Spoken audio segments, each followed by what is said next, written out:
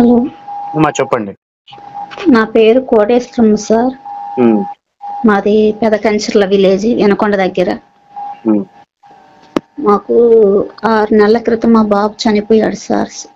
అమ్మా సెకండ్ బాబు అమ్మా BTech second year చదువుతాడు సార్. అమ్మా ఒక మారేడుమల్లి కాడ అక్కడ వాటర్ ఫాల్ కూడా ఒక నడుస్తుంటే లోయలో పడి చనిపోయారు. నాకెందుకు చేశారు చెప్పండి. నేను దీని నుంచి బయటికి రావాలి సార్. మా ఫ్యామిలీ ముగ్గురు, మా పెద్ద బాబు, మా వారు, నేను బయటికి రాలేకపోతున్నాం సార్. అమ్మా ఏం చేస్తుంటారు మీ వారు? వ్యవసాయం సార్ మేము చేసేది. అమ్మా పిల్లలిద్దరూ బీటెక్ చదువుతారు. అమ్మా అలా జరగడం కారణం కూడా అర్థం కావట్లేదు సార్. ఒకటి, మేము బాబుని ఇంట్లో ఒక సంఘటన జరిగింది. ఏంటంటే మాది వ్యవసాయం కాబట్టి గేదెలు ఉంటవి. అమ్మా ఆ గేదెల వల్ల ఒక దూడని వేరే వాళ్ళు కొడితే అది నడుములు ఇరిగిపోయి అలా అయింది. బాగా డిప్రెషన్కి అయిన అప్పుడే, ఈ సంఘటన జరగక ముందు. ప్రమాదాలు తెలియదు, మాకు తెలియని ప్లేస్, అంత జాగ్రత్తగా ఉంటాం ఆ పిల్లల విషయంలో. కానీ ఇది జరగటం, మేము ఎవరికి అన్యాయం చేసినాం, ఒకరు వస్తువు కావాలన్న ఎవరిని మంచిగానే చూస్తాం సార్. కానీ ఇదేంటి? ఇప్పుడు దీనివల్ల ఒకటి చెప్తానమ్మా, మనం ఎవరికి అన్యాయం చేస్తేనో, లేకపోతే ఎవరికైనా మనం గొప్ప గొప్ప కార్యక్రమాలు చేస్తేనో సృష్టిలో సమస్యలు రాకుండా ఉంటాయి అనేది లేదు. ఇప్పుడు మన ఎనర్జీస్ ని, మీలో కొన్ని ఎనర్జీస్, మీరు ఎనర్జీయే కదా. అవును సార్. ఇప్పుడు ఈ సమయంలో మీ అబ్బాయి అనేది ఒక ఆలోచనే కదా. అవును, ఒక ఆలోచనే. అలాగే మీ అబ్బాయితో గడిపిన క్షణాలు, మీ అబ్బాయి పాదాలను నొక్కడం కావచ్చు, చిన్నప్పుడు అల్లరి కావచ్చు, పెరుగుతున్నప్పుడు మాటలు కావచ్చు, ఇవన్నీ కూడా భావాలే కదా కేవలం. అవును సార్. అతను బతుకున్నా లేకపోయినా ఇవన్నీ భావాలే. కాబట్టి మీరు ఇప్పుడు ఆ భావాలే కదా, ఆలోచనలే కదా, దాన్ని మించి మనం ప్రశాంతంగా ఉండొచ్చు కదా అని అనుకుంటే ఒక పద్ధతి. లేదు, అవి ఆలోచనలు భావాలు అయినప్పటికీ అవి నన్ను బాధపడుతున్నాయి అని బాధపడుతూ కూర్చుంటే అదొక పద్ధతి. సో నన్ను నేను హింసించుకోవడం, నన్ను నేను బాధించుకోవడం, లేదా నన్ను నేను బాగా చూసుకోవడం, నన్ను నేను బాగా ఉంచుకోవడం, ఈ 2 అంశాల మీద మన లైఫ్ ఆధారపడి ఉంటుంది. సో మీరు ప్రతిదానికి మిమ్మల్ని మీరు బాధించుకోవడం, మిమ్మల్ని మీరు బాధ పెట్టుకోవడాన్ని మీరు అలవాటు చేసుకున్నారు. అది మీ అబ్బాయికి కూడా వచ్చింది. కాకపోతే ఇక్కడ అందరి జీవితాలు ఒకలా ఉండవు కాబట్టి ఆ విధమైన స్థితి అతని ఎనర్జీస్ బ్లాక్ చేసి ఉండొచ్చు, అతని ఎనర్జీస్ స్తంభింపజేసి ఉండొచ్చు. ఆ విధమైనటువంటి భావజాలం అది సృష్టికి వ్యతిరేకమైనటువంటి ఫ్రీక్వెన్సీని వెదజల్లు ఉండొచ్చు. దాంతో ఈ మరణం సంభవించవచ్చు. అంతమంది చిన్నపిల్లోడప్పుడు కూడా అలాగనే మా ఊర్లో. ఇప్పుడు తల్లిదండ్రులు ముందుగా పిల్లల్ని కనడం కాదు ముందు నేర్చుకోవాల్సింది, పిల్లలకి గొప్ప సంస్కారాలతో పిల్లల్ని పెంచడం నేర్చుకొని అప్పుడు పిల్లల్ని కనాలి. అవును సార్. అర్థమవుతుంది. మనకే ఇంత సున్నిత స్వభావము, ఇంత సృష్టికి వేరైనటువంటి భావజాలం మనకు ఉన్నప్పుడు ఆ భావజాలం పిల్లలకు వస్తుంది కదా.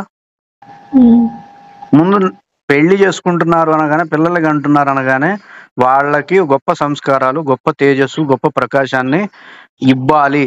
కాబట్టి మనం మారాలి అనే భావజాలాన్ని పెట్టుకొని మీ లోపల ఉండే ఈ విధమైన సున్నిత స్వభావాన్ని మీరు తీసేసుకున్నారనుకోండి, తీసేసుకున్నట్లయితే ఆ రోజు మీ అబ్బాయికి ఆ విధమైన సమస్య వచ్చేది కాదు. 100కి 1000%. అర్థమవుతుందమ్మా. అదే సున్నిత స్వభావాన్ని మీ అబ్బాయి మీ దగ్గర లేడు అనే కారణాన్ని తీసుకుని ఇంకా పెంచుకుంటున్నారు. మారాలి, ఇప్పుడు మారాల్సిన సమయంలో మారకుండా ఇంకా మిమ్మల్ని మీరే డెవలప్ చేసుకుంటున్నారు. అర్థమవుతుందమ్మా. ఎన్ని చూస్తారు ఇట్లా? ఒకటి చూడగానే బుద్ధి రావాలి కదా మనకి, మారాలి, ఇట్లా సున్నిత స్వభావం ఉండకూడదు, మనం ప్రశాంతంగా ఉండాలి, మనం ఆనందించి ఉండాలి, ఆనందంగా ఉండాలి, హాయిగా ఉండాలి. అది ఒక ఫోటో ఏముంది, అది ఒక ఫోటోనే కదా. అర్థమవుతుందమ్మా. ఫోటో అది మీ ప్రశాంతతకి ఫోటో ఆధారమా? కాదుగా సార్. అంతే. ఒక వ్యక్తి మీతో మాట్లాడితే ఏంది, మాట్లాడకపోతే ఏంటి, ఏమైంది? ఇప్పుడు భర్తతో మాట్లాడండి, పిల్లలతో మాట్లాడండి, ఏమైంది? అంత వాళ్ళని ఆధారం చేసుకొని ప్రశాంతంగా ఉండగలిగే స్థితి మంచిదా కాదా చెప్పండి? మంచిదా చెడ్డదా? చెడు సార్. మరి ఎవ్వరి మీద ఆధారపడకుండా ప్రశాంతంగా ఉండడం మీరు నేర్చుకోవాలి కదా, ట్రైన్ అవ్వాలి కదా. ఒకటి చెప్తా వినండి అమ్మా, మనం చిన్నప్పుడు నడక నేర్చుకునేటప్పుడు అన్ని వస్తువుల మీద ఆధారపడ్డాం, అవునా కదా? ఆధారపడాలి, తప్పదు. కానీ ఒక వయసు వచ్చిన తర్వాత కూడా ఆధారపడతామంటే కరెక్టేనా? కాదుగా సార్. అలాగే నేను ఆనందంగా ఉండడానికి, ప్రశాంతంగా ఉండడానికి, సంతోషంగా ఉండడానికి అజ్ఞానంలో కొన్ని అంశాలను ఆధారం చేసుకుని బతికుండొచ్చు, అలా చేసి ఉండొచ్చు. కానీ కొంత జ్ఞానం తెలిసిన తర్వాత అవేవి కూడా వాటి మీద ఆధారపడి రావు, నాలోనే ఉంటాయి. నేను సంతోషించడానికి నాకు వేరేది ఏది అవసరం లేదు, నేను సంతోషంగా ఉండొచ్చు, నేను ఆనందంగా ఉండొచ్చు, నేను ప్రశాంతంగా ఉండొచ్చు, నాకు ఏది కూడా ఆధారం అక్కర్లేదు అనే స్థితిని మీరు పొందాలా, పొందకూడదా? పొందొచ్చు సార్. పొందాలి. పొందొచ్చు కాదు, పొంది తీరాలి. అర్థమైంది? ఇది సృష్టి నియమం. సృష్టిలో నువ్వు 15 ఏళ్ళు వచ్చినా 16 ఏళ్ళు వచ్చినా గోడ పట్టుకొని అది పట్టుకొని నడుస్తుంటే ఎలా ఉంటుంది చూసే వాళ్ళకి? ఇబ్బందిగా ఉండిద్ది.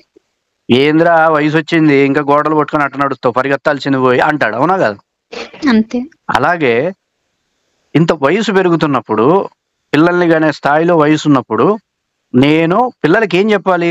వేరేది ఏది ఆధారం లేకుండా నువ్వు సంతోషపడాలి, వేరేది ఏది ఆధారం లేకుండా నువ్వు ఆనందించాలి అనే మాట మీ బిడ్డకి చెబితే నీళ్లను ఆధారం చేసుకుని ఆనందించాలి అని పరిగెడతాడా? ఇంట్లోనే ఉంటాడుగా, మీ కాళ్ళు ఒత్తుతూ ఆనంద సౌఖ్యాలను అనుభవిస్తాడుగా. నీ బిడ్డ నీ దగ్గరే ఉండేవాడు కదా.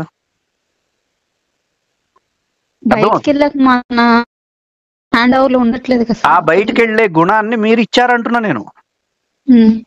ఆ బయటికి వెళ్లే గుణాన్ని, ఆ బయటికి వెళ్లే సంస్కారాన్ని, అదిగో ఆ నీళ్లతో ఈత చేసుకుంటూ ఆనందిద్దాం అనేటటువంటి గుణాన్ని మీరే ఇచ్చారు అతనికి. వేరే ఎక్కడి నుండి వస్తుంది అబ్బాయికి? మనమే ఇస్తాం, మనమే మన సంస్కారాలను వాళ్ళకి ఇస్తాం. ఆ సంస్కారాల వల్ల వాళ్ళు ముప్పుల్లో పడుతూ ఉంటే, బాధల్లో పడతా ఉంటే ఎందుకు అట్లా ఇబ్బంది పడుతున్నారు అని అనుకుంటే ఏం లాభం? మన నుండి వచ్చిన వాళ్ళు మన సంస్కారాలతోనే వస్తారు. అర్థమవుతుంది? ఇప్పుడైనా మారండి. వేరేది ఏది ఆధారం కాదు. నేను ప్రశాంతంగా ఉంచుకుంటా, నేను ఆనందంగా ఉంచుకుంటా అనే భావంతో పెట్టుకుంటే రెండో బిడ్డన్నా మంచిగా గొప్పగా ఎదుగుతాడు, ఇంకా బ్రహ్మాండంగా ఎదుగుతాడు. అర్థమైందమ్మా? ఇతనికి ఈ దేహం చాలించినటువంటి బిడ్డకి మీరు ఒక మంచి సందేశాన్ని ఇవ్వగలుగుతారు. అరే ఈ జన్మ ఇట్లా అయింది, వచ్చే జన్మలో అయినా సరే ఇట్లా బయట ప్రశాంతత కోసం, బయట ఆనందం కోసం పరిగెత్తకు. నీలోనే ఆనందం ఉంది, నీలోనే సంతోషం ఉంది, ఎక్కడా చూడాల్సిన అవసరం లేదనే భావాన్ని మీరు ఇవ్వండి ఆ బిడ్డకి. దేహమే పోయిందమ్మా, ఆత్మ ఉంటుంది కదా ఎప్పటికీ. మీరు ఆ స్థితిలో తనకి చెప్పొచ్చు, మీరు తనతో మాట్లాడచ్చు. అర్థమైందా? చెప్పేసేసి చక్కగా మీరు ఆనందంగా ఉండండి, ప్రశాంతంగా ఉండండి, మీ భర్తని ఆనందంగా ఉంచండి, కుటుంబం అంతా చక్కగా ఆరోగ్యంగా ఆయురారోగ్యాలతో ఉండండి. అర్థమైందమ్మా? బయట ఏదో ఉంది అని పరిగెత్తడమే ప్రతి సమస్యకి, ప్రతి బాధలకి, ప్రతి కష్టాలకి కారణం. అది ఎప్పుడైతే మనిషి తెలుసుకుంటాడో అక్కడి నుండి ఆ రోజు నుండి బాగుపడడం మొదలవుతుంది. అర్థమైందమ్మా? బాధపడద్దు, అస్సలు బాధపడకండి అని చెప్పలేను గాని ఇక ఆ సున్నిత స్వభావాన్ని వదిలేసేయండి, సరేనమ్మా? సున్నితమైన నేచర్ అదే అన్ని సమస్యలకు కారణం అవుతుంది. వదిలేసి మీరు ఆనందంగా ఉండడానికి మీరే ప్రధానమైన కారణం. మన క్లాసుల్లో జాయిన్ అవ్వండి, వీటి మీద కొంచెం ఇన్ఫర్మేషన్ ఇస్తాను, దానికి సంబంధించిన సాధనలు కూడా మీకు చెప్పడం జరుగుతుంది. చక్కగా గట్టిగా ఉండగలుగుతారు, చక్కగా సృష్టితో సమన్వయం ఆనందంగా ఉండగలుగుతారు. అర్థమైందమ్మా? నాకు వాట్సాప్ లో మెసేజ్. బాధపడకూడదు. అర్థమైందమ్మా? చక్కగా కళ్ళమని నీళ్ళు తుడుచుకోండి, చక్కగా రామాలయమో ఏ ఆంజనేయ స్వామి ఆలయము వెళ్ళండి, కాసేపు ఆ స్వామి విగ్రహం ముందు కూర్చోండి, మొత్తం మీ బరువు అంతా పోతుంది. చక్కగా ఇంటికి వచ్చి ప్రశాంతంగా ఉండండి కొన్ని రోజులు, ఓకేనమ్మా? తర్వాత సాధనలు అవి చేద్దురుగానే నెమ్మదిగా బయటపడతారు. ఇవి అందరి జీవితాల్లో వచ్చేవే, కాకపోతే వాటి కారణం తెలియక మనం బాధపడతాము, కారణం తెలిస్తే బాగుపడతాం. అర్థమైందమ్మా? దానికోసం అన్వేషణ సార్. ఏం అన్వేషించొద్దు. ఆనందం మీలోనే ఉంది, ప్రశాంతత మీలోనే ఉంది. హాయిగా సరే ఇది అంత తొందరగా అరిగేది కాదు, ఎందుకంటే బాధలో ఉంటాం కాబట్టి. ఆ బాధ తప్పించుకోవాలి అంటే మనకు భగవంతుడే దిక్కు. కాబట్టి ఈ రామాలయమో, హనుమంతుడి ఆలయమో, ఆంజనేయ స్వామి వారి ఆలయమో, లేకపోతే శివాలయమో వెళ్ళి కాసేపు ఆయన దగ్గర కూర్చుంటే మీ బాధ ఆయన తీరుస్తాడు.